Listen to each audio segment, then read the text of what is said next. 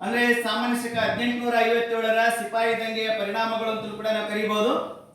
ಇದು ಈ ದಂಗೆ ಆದ್ಮೇಲೆ ವಿಫಲತೆಗೆ ಕಾರಣಗಳನ್ನು ನೋಡಿದ್ವಿ. ಅದಾದ್ಮೇಲೆ ದಂಗೆ ಆದ್ಮೇಲೆ ಏನ್ ಪರಿಣಾಮ ಬೀರಿತು, ಪರಿಣಾಮ ಎಲ್ಲಿ ಬೀರುತ್ತದೆ, ಅದು ಭಾರತೀಯರ ಮೇಲೆ ಪರಿಣಾಮವಾಗುತ್ತೆ.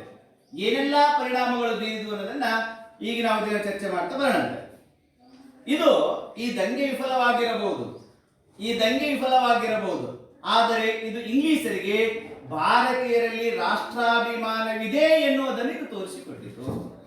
1857ರ ದಂಗೆ ವಿಫಲವಾಗಿರಬಹುದು, ಬಟ್ ಭಾರತೀಯರಿಗೆ ಏನೋ ಒಂದು ಪರಿಕಲ್ಪನೆ ಬಂತು ಅಂದ್ರೆ ಈ ದಂಗೆಯಿಂದ ಭಾರತೀಯರಲ್ಲಿ ರಾಷ್ಟ್ರಾಭಿಮಾನ ಇದೆ ಎಂಬುದನ್ನು ಇದು ತೋರಿಸಿಕೊಟ್ಟಿತು ಅಂತ ಕರಿತಾನೆ. ಇದು ಮೊದಲನೇ ಪರಿಣಾಮ.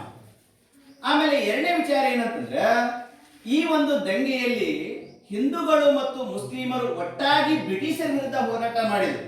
ಯಾವುದೇ ತಾರತಮ್ಯವಿರಲಿಲ್ಲ.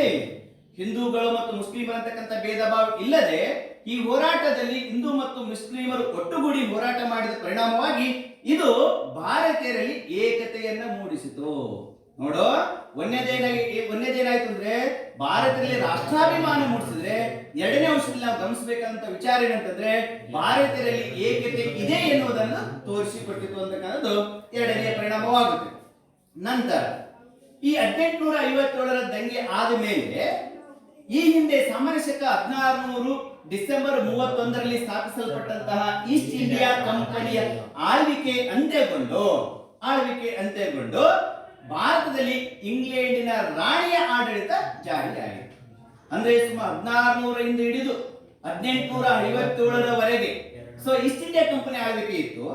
ಈ ದಂಗೆ ಆದ್ಮೇಲೆ ಏನಂದ್ರೆ ಬ್ರಿಟಿಷ್ ರಾಣಿ ಕೆಲವಷ್ಟು ಬದಲಾವಣೆ ಜಾರಿ ತರೋದ್ರ ಜೊತೆಗೆ ಈಸ್ಟ್ ಇಂಡಿಯಾ ಕಂಪನಿಯ